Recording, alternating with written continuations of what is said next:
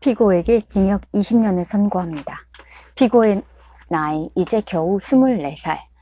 추록하면 40대 중반이다. 아내도 아들도 자신을 버리고 떠날지 모른다. 그는 자신의 지난 삶을 되돌아보았다. 도심의 가난한 동네에서 태어나 홀어머니와 어렵게 살아왔다. 동네 깡패들의 유혹에 넘어가 마약거리에 발을 디딘 게 화근이었다. 교도소에서 절망에 쌓여 살던 어느 날 교도관이 그에게 말했다. 자네가 하는 청소는 엉망이야. 오늘부터 주방 설거지를 하라고. 재소자들이 가장 하기 싫어하는 일이 설거지였다. 끼니마다 1,500명의 식판을 닦아야 했기 때문이다. 그런데 뜻밖의 일이 일어났다. 와, 주방일이 이렇게 재미있을 줄이야? 그는 주방에서 하는 일은 무엇이든 재미있었다. 설거지하느라 손이 퉁퉁 부어올라도, 증기솥에 피부가 빨갛게 되어도, 주방에 들어서기만 하면 신이 났다. 이게 바로 내가 할 일이구나. 감옥에서 나가면 요리사가 되어야지. 그는 난생 처음 인생의 목표를 갖게 되었다. 교도소 도서관에 들어와 처음으로 책을 읽고 신문도 보았다. 특히 요리에 관한 책이나 신문기사는 읽고 또 읽었다. 어느 날 신문에 요리사로 크게 성공한 한 남자의 기사가 실렸다. 그날 밤 그는 설렘으로 잠을 이루지 못했다. 그가 모범적으로 주방 일을 하자 형도 10년형으로 감형되었다. 출소하자마자 그는 한 음식점에서 접시 닦기로 취직했다. 설거지를 하는 틈틈이 허드렛 일을 자원하면서 어깨너머로 요리를 배웠다. 마침내 그는 성실함을 인정받아 큰 호텔의 주방장으로 발탁되었다. 그리고 몇 년 후 전국 최고의 요리사 상을 받기에 이르렀다. 미국 라스베이거스 벨라지오 호텔 총주방장인 제프 핸더슨의 이야기다. 그는 젊은 시절의 방황을 벗어나 자신이 진심으로 좋아하는 일이 무엇인지 깨닫고는 완전히 새로운 인생을 살게 되었다. 작은 농촌에서 10남매 중 첫째로 태어난 소녀가 있었다. 가난 때문에 학교를 제대로 다니지 못하고 아버지의 농사 일을 도와야 했다. 그러다 인근 마을의 농부와 결혼해 10명의 아이를 낳았지만 5명은 갓난아기 때 숨지고 말았다. 나머지 5 아이들을 키우는 사이 세월은 눈 깜짝할 사이에 흘러가 버렸다. 남편과 사별하고 나니 극심한 관절염이 찾아왔다. 손을 움직이기조차 힘겨웠다. 농산일을 못하게 되자 사랑하는 손자들을 위해 조금씩 그림을 그리기 시작했다. 하지만 손의 고통은 날로 심해져 여러 병원을 찾아다녔다. 의사들은 앞으로 그녀가 손을 쓰지 못할 거라 했다. 손가락 마디가 모두 심하게 구부러져서 기형이 되었어요. 남의 도움을 받지 않으면 혼자서는 아무 일도 못하실 겁니다. 6명의 의사가 그렇게 말했다. 마지막으로 찾아간 7번째 의사는 상냥한 말로 그녀를 위로해 주었다. 가끔씩 그림을 그리신다니 아예 그림에 취미를 붙이시면 어떻겠어요. 손에 무리가 가는 일도 아니고 정신 건강에도 좋을 것 같군요. 의사의 조언대로 그녀는 화구를 사다가 제대로 그림을 그려보기로 했다. 미술이라고는 잠깐 초등학교 다닐 때 궤발세발 그려본 게 전부였다. 하지만 그녀는 농촌의 정겹고 소박한 일상들을 잔잔하게 그려냈다. 재미가 붙었다. 그림은 점점 삶의 목적이 되었다. 그러던 어느 날 그녀의 딸이 어머니의 그림들을 동네 잡화상에 가져갔고 상점 주인은 그림들을 쇼윈도에 걸어놓았다. 그녀가 78살이 되던 해 한 미술품 수집가가 그녀를 찾아왔다. 할머니 그림에 정이 흐르네요. 몽땅 사겠어요. 그 수집가는 나중에 전시회를 주선해 주었다. 그래서 그녀의 나이 80세에 생애 첫 전시회가 열렸다. 그리고 작품을 인정받으면서 평생 잠자고 있었던 재능이 폭발적으로 꽃을 피우기 시작했다. 그녀는 101세의 나이로 세상을 뜰 때까지 모두 1600점이 넘는 작품을 열정적으로 그려냈다. 25점의 그림은 마지막 12개월 동안 그린 것이다. 그녀는 평소에 저는 그림을 그리지 않았다만 닭을 키웠을 거예요 라고 말하곤 했다. 나이브 미술의 세계적인 거장 그랜드마 모제스의 이야기다. 입에 풀칠하기 위해 고된 노동에 바쳤던 기나긴 시간들, 그것은 헛된 세월이 아니었다. 그녀는 그 역할을 수행하면서 느낀 모든 것을 고스란히 작품을 통해 생생하게 되살려 놓았다. 천재들을 많이 배출하는 유대인들은 아기가 태어나는 순간 신이 3천여 가지 재능 중에서 최소한 한 가지를 반드시 함께 선사한다고 믿는다. 그래서 유대인은 자녀 교육의 목적을 그 재능을 찾아내는 데 둔다. 즉 인생의 배역을 찾아주는데 교육에 초점을 맞춘다. 배역을 찾으면 가장 적은 노력으로 가장 많은 결실을 볼 수 있다. 자신의 배역은 자신이 가장 잘 안다. 자신도 모르게 가슴이 끌리는 일, 별로 힘을 들이지 않는데도 잘 되는 일이 바로 자신의 배역이다. 배역을 찾으면 최고의 능력이 나온다. 인도 건국의 아버지 마하트마 간디는 원래 나약하게 짝이 없는 사람이었다. 워낙 자신감이 없어 학교에 가면 아이들의 놀잇감이 되었다. 공부도 못했다. 고등학교를 간신히 졸업한 뒤 지방대학에 진학해 의학 공부를 해보았지만 도저히 따라가지 못했다. 간디는 겨우 5개월 버티다 중퇴하고 말았다. 부모는 전 재산을 털어 그를 영국으로 유학 보냈다. 그곳에서 간신히 법을 전공하고 인도에 돌아와 변호사가 되었지만 사건을 따내지 못해 좌절감 속에 살았다. 변호사도 나에게 안 맞는 것 같아. 차라리 다른 직업을 갖는 게 낫겠어. 그러던 중 요행이 한 사건을 맡게 되었다. 하지만 법정에서 발언을 하려는 찰나 갑자기 많은 사람 앞에서 말을 해야 한다는 사실에 공포를 느꼈다. 심장이 너무 쿵쾅거려 도저히 말을 못하겠어. 손도 떨리고. 간디는 자신의 발언 순서가 되는 순간 안면 몰수한 채 냅다 출행령을 쳤다. 어쩔 수 없이 동료 변호사가 대신 나서서 반대 신문을 진행해야 했다.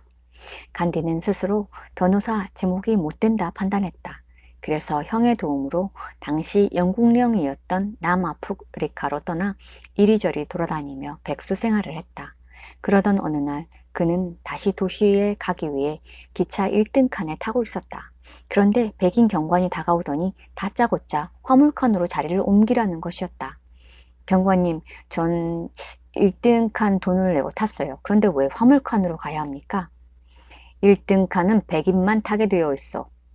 그런 부당한 법규는 없습니다. 간디가 따지고 들자 경관은 그를 기차에서 끌어내렸다. 어이없는 일이었다. 그는 어쩔 수 없이 다음 열차를 기다렸다. 참담한 심정이었다. 그러면서 퍼뜩 정신을 차렸다. 남아프리카 공화국에 이민 온 인도인들이 겪는 온갖 수모가 떠올랐다. 이게 바로 내 소명이구나. 힘없는 인도인들을 위해 싸우는 것. 그때부터 그는 인종차별 반대 운동을 펼치기 시작했다. 먼저 한 인도인이 부탁했던 민사사건을 해결하기 위해 최선을 다했다. 산더비 같은 자료들을 철저히 파헤쳐 사건을 법정 밖에서 해결하는 데 성공했다. 그때부터 억울한 사연을 가진 인도인들이 모두 그에게 몰려들었다. 간디는 인도 교민들의 인권을 위해 싸우는 구세주로 떠올랐다. 그의 명성이 인도 본국에까지 알려지면서 민족운동의 지도자로 급속히 주목받기 시작했다. 놀라운 변화였다. 단지 목적의식을 찾았다는 사실 하나만으로 숨어있던 능력이 꽃을 피웠다. 이처럼 배역을 찾으면 일도 빛나고 자신도 빛난다. 석가모니도 배역의 중요성을 강조한 바 있다. 위대한 인생 계획을 방해하는 두 가지가 있다. 하나는 어떤 일을 끝내지 않는 것이며 다른 하나는 어떤 일도 시작하지 않는 것이다. 누구나 분명한 배역을 맡아 이 땅에 태어났는데 나태함으로 인해 배역을 수행하지 못하고 인생을 허비함을 지적한 말이다. 대부분 사람들은 목적의식을 직업과 연결한다. 그래서 실직하면 건강이 급속도로 나빠진다. 영국 카디프 대학의 맨셀 에일워드 교수가 조사한 바로는 6개월 이상 실직하면 하루에 담배 400개 피를 피우는 것과 마찬가지라고 했다. 장기간 실직하면 혈압이 오르고 심장질환, 당뇨, 암 발생 위험이 기하급수적으로 늘어난다. 또한 실직한 젊은이들의 자살 위험은 취직한 젊은이들보다 40배나 높다. 하지만 생각만 돌리면 실직은 참된 배역을 찾기 위한 뜻밖의 값진 기회가 될 수 있다. 참된 배역은 깊은 고통과 고민과 고독 속에서 자신을 완전히 내려놓고 마음을 텅 비울 때 영감처럼 문득 찾아드는 경우가 많기 때문이다. 작고한 애플의 전 최고 경영자 스티브 잡스는 30세에 자신이 설립한 회사에서 쫓겨나던 순간을 이렇게 수료했다. 해고를 당하면서 저는 성공의 중압감에서 벗어나 모든 걸 훌훌 털어버릴 수 있었습니다. 그 속에서 인생 최고의 창의력이 솟아났습니다. 그는 해고 직후 5년 동안 넥스트를 창립하고 픽사를 만들고 아내를 만났다. 그리고 해고가 최고의 행운이었다고도 했다. 미국의 대표적인 문학가이자 사상가였던 헨리 소로는 월든 호숫가에 손수 오두막을 짓고 살았다. 쓸데없는 모든 생각을 몽땅 털어버리고 오로지 인생의 진정한 목적에만 마음을 두기 위해서였다. 내가 숲속으로 들어간 것은 인생을 의도적으로 살아보기 위해서였다. 다시 말해 인생의 본질적인 문제들만을 생각하고 마침내 죽음과 마주했을 때 내가 헛된 삶을 살았구나 하고 후회하는 일이 없도록 하기 위해서였다. 만일 당신이 지금 혹독한 고독에 잠겨 신음하고 있다면 그것은 인생의 참된 배역을 찾기 위한 몸부림일 수 있다. 그럴 땐 모든 것을 완전히 내려놓아야 된다. 모든 것이 텅 빈 완벽한 고요 속에서 영원히 눈을 뜬다. 영원히 눈 뜨면 참된 배역은 저절로 드러난다. 17세 소녀가 집에서 남자친구와 즐거운 시간을 보내고 있었다. 그런데 뒷문이 소리 없이 열리더니 야구 방망이로 움켜쥔 괴한이 들었었다. 괴한은 아무 말도 없이 다짜고짜 남자친구의 머리를 내리쳤다. 소녀는 비명을 지르며 달려들었다. 누구세요? 멈춰요! 남자친구는 쓰러진 채 미동도 하지 못했다. 소녀는 온몸이 얼어붙었다. 도대체 누구세요? 뭘 원하세요? 그러자 괴한은 소녀를 향해 방망이를 휘두르기 시작했다. 필사적으로 방어했지만 역부족이었다. 소녀는 온몸에 피를 흘리며 곧 바닥에 쓰러졌다. 괴한은 잠시 후 발로 그녀를 툭 차보고는 유유히 집을 나섰다. 숨진 것으로 생각했던 것이다. 몇 시간 후 소녀의 어머니가 집에 들어와 이 끔찍한 현장을 목격했다. 딸은 피범벅이 된 채 쓰러져 있었다. 남자친구는 이미 숨진 후였다. 어머니는 나중에 이렇게 수레했다. 아이의 형체를 알아보는 것조차 어려웠어요. 성한 곳이라고는 발밖에 없었으니까요. 손자는 다행히 목숨을 건졌지만 10여 년간 50여 차례나 수술을 받아야 했다. 한쪽 눈은 완전히 실명했다. 시간이 흐르면서 몸은 서서히 회복되었지만 마음은 갈수록 피폐해졌다. 경찰의 추적 끝에 체포된 괴한은 60년 징역형을 선고받았다. 하지만 소녀는 자신의 인생을 망가뜨린 괴한을 도저히 용서할 수 없었다. 밤이면 밤마다 그의 얼굴이 떠올랐고 악몽에 시달렸다. 몇 번이나 취직도 해보았지만 오래 다니지 못했다. 괴한에 대한 저주가 마음속 깊숙이 뙬리를 튼 탓에 걸핏하면 동료에게 화를 냈고 일에 집중하지 못했다. 친구들도 모두 떠났고 나중에는 가족들마저 그녀를 피하기 시작했다. 그러던 어느 날 아침 그녀는 거울에 비친 자신의 모습을 보고 충격을 받았다.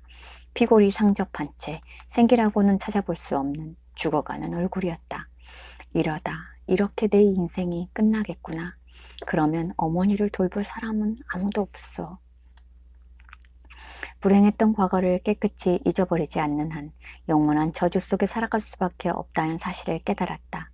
과거가 그녀의 현재와 미래를 발목 잡고 있었다. 그녀는 그동안 외면하던 교회를 찾았다. 실록 오랜만에 하느님을 부르는 순간 왈칵 눈물이 쏟아졌다. 한참 눈물을 쏟고 나니 가슴이 후련해지는 것 같았다. 퍼뜩 범사에 감사하라 라는 말도 떠올랐다. 가만히 눈을 감고 생각해 보았다. 나도 감사할 게 있을까? 남자친구는 죽었지만 나는 마음대로 움직이는 팔다리를 가지고 있다. 한쪽 눈도 잘 보인다. 정신도 멀쩡하다. 이것만으로도 감사하지 않은가? 그러자 신기하게도 전신의 따뜻한 기운이 전류처럼 흐르기 시작했다. 죽었다. 살아난 거죠. 감사를 통해 제2의 인생을 선물 받은 겁니다. 그녀의 생활이 놀랍도록 달라졌다. 활달하던 성격이 되돌아왔고 친구들도 다시 돌아왔다. 새로운 직장도 생겼다. 신이 놀라운 일을 할 때는 늘 극복할 수 없어 보이는 고통을 준다고 한다. 때로는 그 고통이 모진 질병의 모습으로 다가오기도 한다. 천재 우주 물리학자 스티븐 호킹은 21살 때 루게릭병을 선고받았다. 의사로부터 잘해야 1, 2년 살겠네요 라는 말을 들었다. 실제로 얼마 후 그는 말하는 능력을 잃었다. 설상가상으로 교통사고까지 당해 팔다리가 부서지고 머리를 다쳤다. 그는 죽음을 보았다. 죽음을 보니 모든 집착이 떨어져 나갔다. 그래, 모든 걸 버리고 내가 하고 싶은 일을 하다가 죽자. 지팡이를 짚고 휠체어를 타고 돌아다니며 오로지 연구에만 몰입했다. 그 결과 완전히 다른 차원의 과학자로 거듭났다. 20대 초반에 죽을 것이라던 의사의 예상을 훨씬 뛰어넘어 이제 그는 70살도 넘겼다. 스티브 잡스 역시 병원에서 췌장암 판정을 받고 3개월밖에 못 살 거란 말을 들었다. 그때 그는 자신이 죽은 뒤의 모습에 가슴이 아팠다. 제가 남겨놓은 게 아무것도 없다는 걸 깨달았습니다. 가족들에게도 제 영혼에도 만족스러운 게 하나도 없었습니다. 이를 계기로 그의 인생과는 확연히 달라졌다. 독단적이고 고집스러운 성격이 남을 배려하는 부드러운 성격으로 바뀌었고 가족과 보내는 시간도 많아졌다. 무엇보다도 내면의 목소리에 귀를 기울이는 습관이 생겼다. 이 지구상에 주어진 짧은 시간을 살면서 남의 생각에 휘둘리지 마십시오. 당신의 내면에서 흘러나오는 목소리를 따르십시오. 당신의 영혼은 당신이 뭘 원하는지 잘 알고 있으니까요. 그는 매일 아침마다 거울을 보며 자신에게 물었다고 한다. 오늘이 내 인생의 마지막 날이라면 지금 하려는 일을 할 것인가? 그 물음에 노라는 대답이 나오면 뭔가 다른 일을 해야 한다는 것을 깨달았다. 그는 인생의 중요한 고비마다 곧 죽을지도 모른다 는 사실을 떠올리는 것이 가장 큰 힘이 되었다고 털어놓았다. 그 이유를 이렇게 설명했다. 죽음을 떠올리는 순간 남들의 시선, 자존심, 실패에 대한 두려움 등은 저절로 떨어져 나가고 가장 중요한 게 무엇인지 깨닫게 됩니다. 고통의 깊이는 영혼의 깊이로 이어진다. 우리가 육신이라는 완벽하지 못한 겉모습으로 지구라는 완벽하지 못한 연극 무대에 서는 것도 고통을 통한 깨달음을 위해서다. 깨달음이 쌓이면 쌓일수록 우리가 맡은 인생 연기도 점점 완벽해진다.